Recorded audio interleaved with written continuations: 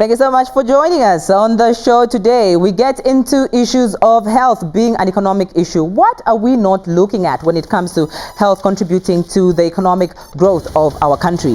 We also talk about the teaching fraternity as it has received an injection of 30,000 teachers. What will that do to the teaching force?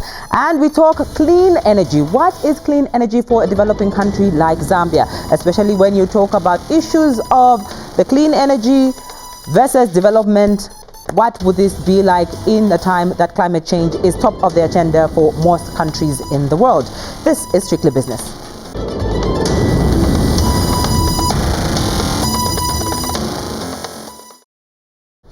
This is Strictly Business. We appreciate your company, and my name is JudyNgulube. We start off talking about issues of health versus economic growth, health being a contributor to economic growth in our country. I'm going to be chatting with Amos Mwale. He is on phone, and we want to understand exactly how we can relate these two and to what extent health has an impact on economic growth, on issues of making sure that those figures are at the economic growth projection that they started off at the beginning of the year. Amos, thank you so much for joining me. How are you? How's Eastern Province? Thank you so much, Judy. And Eastern Province is really, really hot. I don't know how Lusaka is. And let me say good afternoon to the viewers out there. Same difference, I might say, in terms of weather, but I appreciate you being here. Let's start off talking about when you look at health being correlated to, the economy and sustainable growth for Zambia. Well, so, Judy, when you look at the importance of health in terms of relating to the economy, we have learned a lot, especially in the last 2 years when we were hit, all of us, by COVID. That's a very good example, and that's what I want to bring us closer to how economy was actually affected. You know, as an advocate for health, generally, one of the things that we have been asking governments, not only the Zambian government, but the different governments, is that we need to improve health systems of our people. Look at how COVID has actually done us. COVID has done us more than what we thought, including the developed countries. So our health systems are actually very weak in terms of us handling how the economy is affected. Let's pick things one by one. First, you know, COVID was a very small issue that everyone underestimated, but look at what it has done. It actually brought our economy to the knees. So if we need to have economic improvement, we need to ensure that we are able to have healthy people.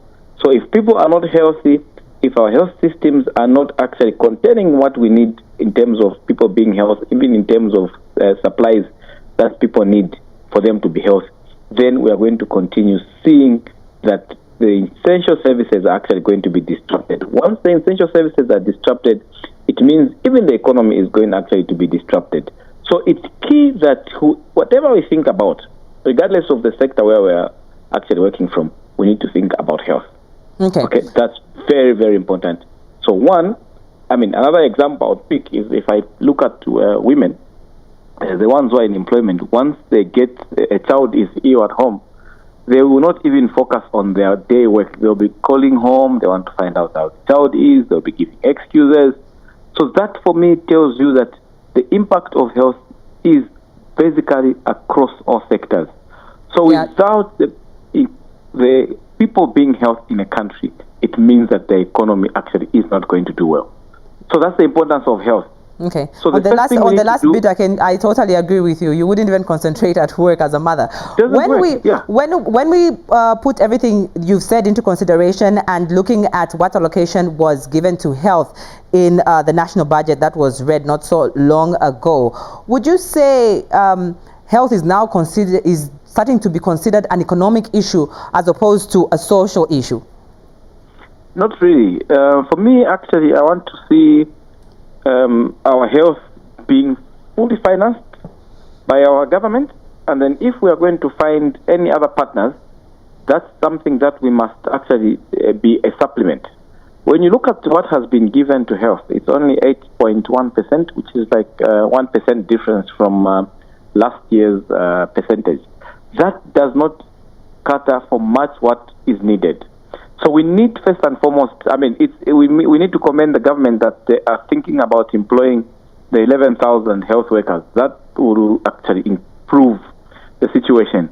Now, when you look at our needs, we need to do a focus in terms of refocus in terms of how our budget is being spent, how we are going to actually reallocate the funds that are existing, and how we are going to deploy the people that are going to be employed. That's one. Secondly, when you look at the figures, for me, figures don't really excite me. What excites me actually is the actual disbursement and the expenditure of the funds at service provision level. One of the challenges that we have seen is that people get excited without accountability in terms of how that expense has been done. A few months from now, we should be talking about how much has been actually dispersed to the facility level. Are they receiving the funds on time? Are they able to use those funds for what they have planned for? Then we'll be able to see an improvement of health. What is lacking is that, yes, allocation is done, but disbursement is not done. When you ask the Ministry of Finance, they'll tell you monies are only dispersed based on how much they have actually collected. So if they don't collect enough money, they don't give out money. So for me, that itself tells you that our resource is highly dependent on how much we collect. So we need to find a best way of how revenue can be actually be dispersed and not delayed. Because if you can imagine in a rural area, like right now, we are in Eastern Province, we are actually working with the Ministry of Health to see, I mean, the year is coming to an end, how much resource they have and how much they have received this year.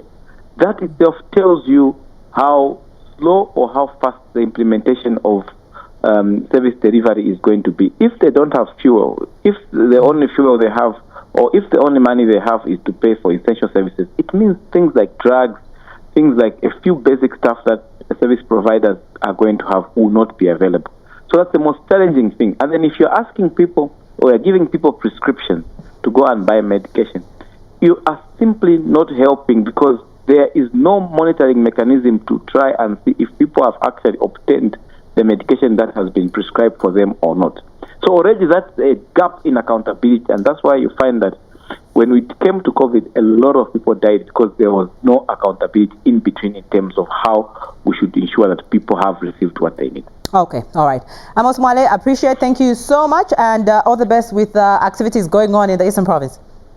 Thanks, Judy, and I wish you well. And let's continue talking. Let's ensure that there is an accountability system that allows for people to access these health services. All right, appreciate. Thank you. Another thing that came out of the budget is an injection of 30,000 teachers into the education sector. Now, what ripple effect would this have? We want to engage, says BETUZ Henry Sinkala, to understand exactly what ripple effect this will have. And as Amos on the health sector is talking about, will we see some of these having the expected result when it comes to the teacher-pupil ratio, and what have we learned in regards to it being related to COVID-19? Because the education sector is one of those that was hit very hard when it came to COVID-19. Let's now engage Henry Sinkala. He is BETUZ Secretary General, and we want to just hear from him how this is, how you feel firstly when it comes to 30,000. How are you? Appreciate you being here. Thank you very much. Before I say anything, please come through. We'll still be a meter apart. Okay. I'm from BETUZ, not BETUZ. You know, when you're from talking to somebody who of course it's BETUZ. No, I hear you. It's TUZ at this side. Yes. Of course, it's BETUZ. Yeah. When you heard that pronouncement, first of all, I'm sure you were delighted. But then the question is, to what extent will the 30,000 teachers have in regards to the impact? Thank you very much. But before that, Judy, I want to put it on record that it's quite a phenomenon. I have been in service for the past 20 years. I've not heard or read anywhere where we have had 30,000 teachers being recruited. At least for the past 20 years, I've not seen that.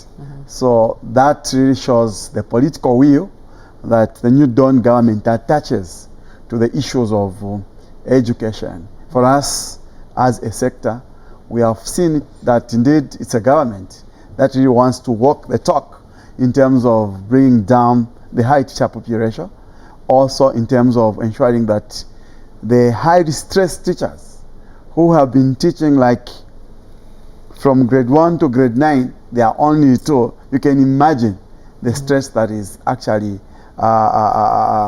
attached to such kind of comments. And an issue that really is big when it comes to employment is the level of unemployment in, you know, sectors across various sectors in our country. And one of those that was really guaranteed sectors such as health, such as teaching. When you get into, you know, school for that, you know that you'll be put into a place. But with this injection and with most teachers probably going to be deployed into the rural areas, the next thing people will be talking about is hardship allowance. To what extent would they, how would they stay there? What's the guarantee that they're going to stay there? Thank you very much. We would want to thank the new government for really embracing issues of human capital.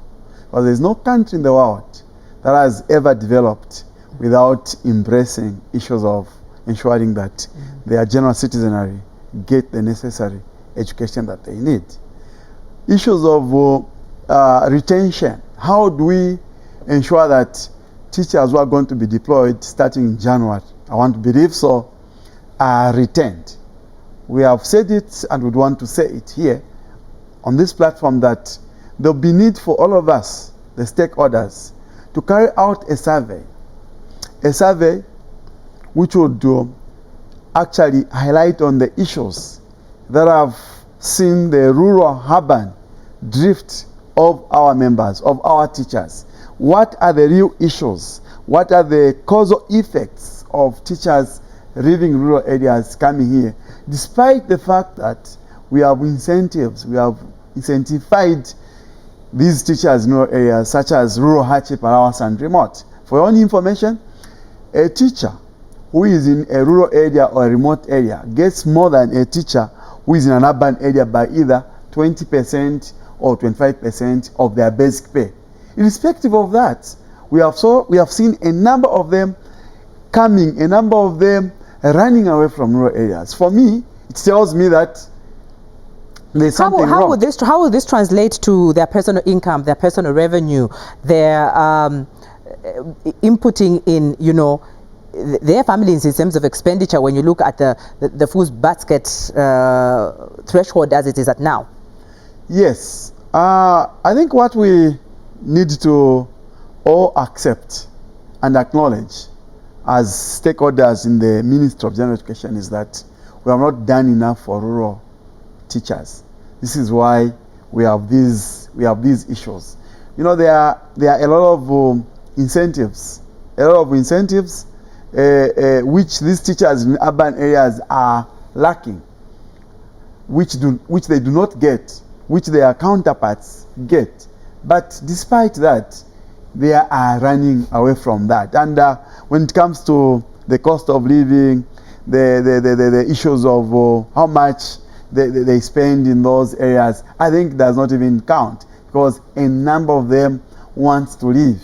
They want to leave those places. And this is why we have said it, that for us, so that we really drive the maximum, the premium benefit of these 30,000 teachers, we must be able to sit down as stakeholders and come up with modalities which will ensure that teachers are retained in those places. One of them, the quick one, there may be no quick fix to this problem, but the quick one that is very appealing and well appreciated by anyone is that we must be able to try to recruit teachers from where they are coming from.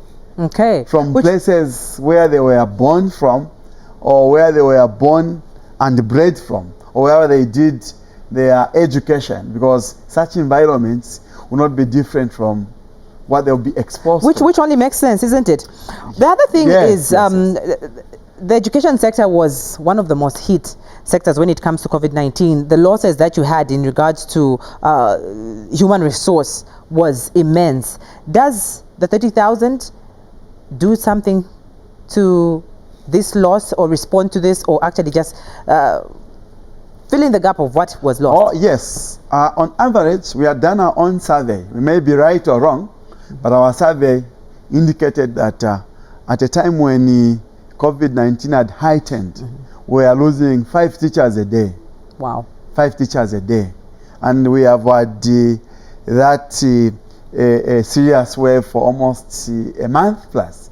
So we lost a number of teachers within those few weeks. But coming to your question, does the 30,000 respond to the losses that we had? And the gap that it Oh, created. yes. The only thing that the 30,000 may not do is to replace experience. You can never replace experience. But in terms of human resource, it will have a huge impact on a number of those that died. We had teachers dying, either administrators or class teachers. Across the board, they died. So when 30,000 are recruited, we are going to have a number of such issues being taken care of. The high teacher pupil ratio that you had talked about will obviously be addressed, and would want to appeal to the new Dawn government that the 30,000 that they are going to employ next year should not be the last ones to be employed, because we have a deficit of almost 50,000 teachers. So if we employ 30,000, simple mathematics tells us that we are going to have a deficit of about 20,000 teachers. So we also want to be grateful, also want to be on record, like we have said it, that indeed the consequences of employing 30,000 teachers, even the new government probably doesn't know the real effects from our perspective, from the lenses that we are wearing as stakeholders, is that it will bring about a lot of issues.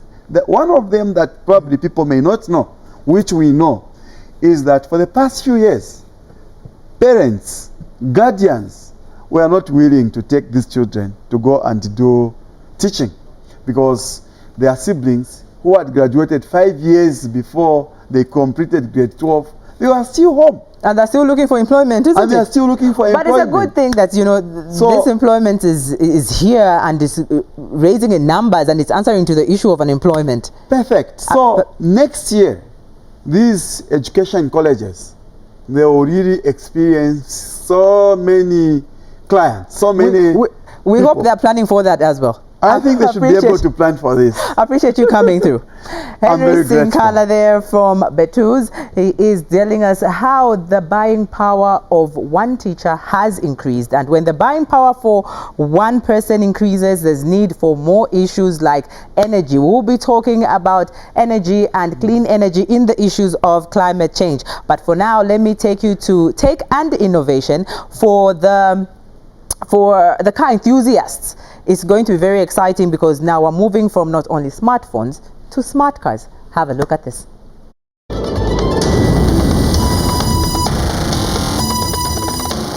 The Apple car is finally here. Well, almost. It is rumored that it will be released in 2022. The Apple car is a secret project that is officially called Project Titan. Apple has already spent $3 billion in development for the electric vehicle.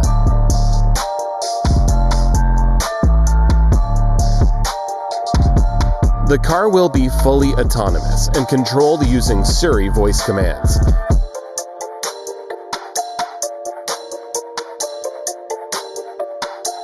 For example, the user will be able to adjust the speed of the car or park the car by commanding Siri.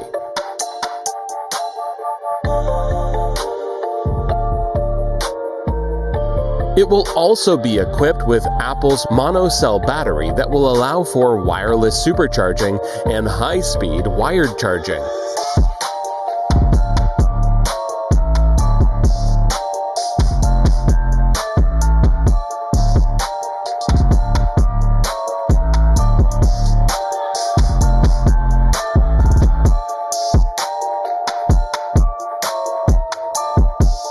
The rumored base price for this futuristic vehicle is only $75,000. Tesla is currently the leader of the electric vehicle industry. But the question is, will Apple put Tesla out of business?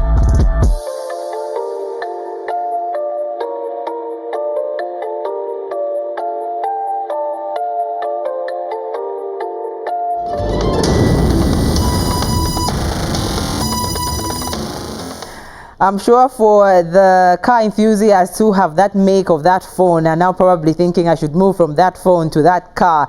And interesting stuff, and it's a global village. We'll be seeing a lot of those. Let's see how Africa can try and catch up with some of those tech and innovations. Still in tech and innovation, let's get to see how some of these innovations can be incorporated to make sure that our climate is taken care of, that we are embracing climate change in a manner that will just be beneficial not only to the people around you but to the whole planet as well.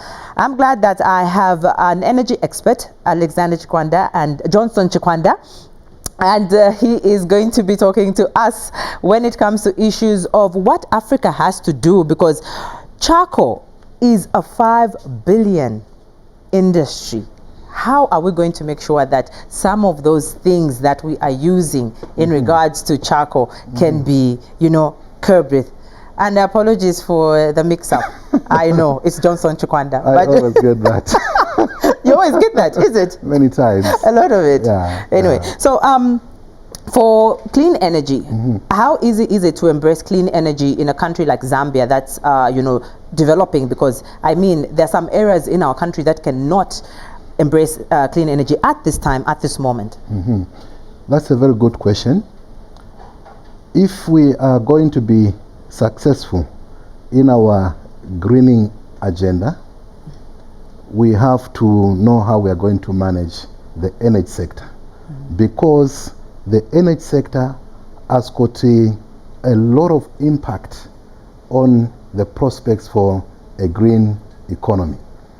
I'm saying this because this is where you find high carbon footprint resources, which talk to global warming and thus climate change issues that we are faced with.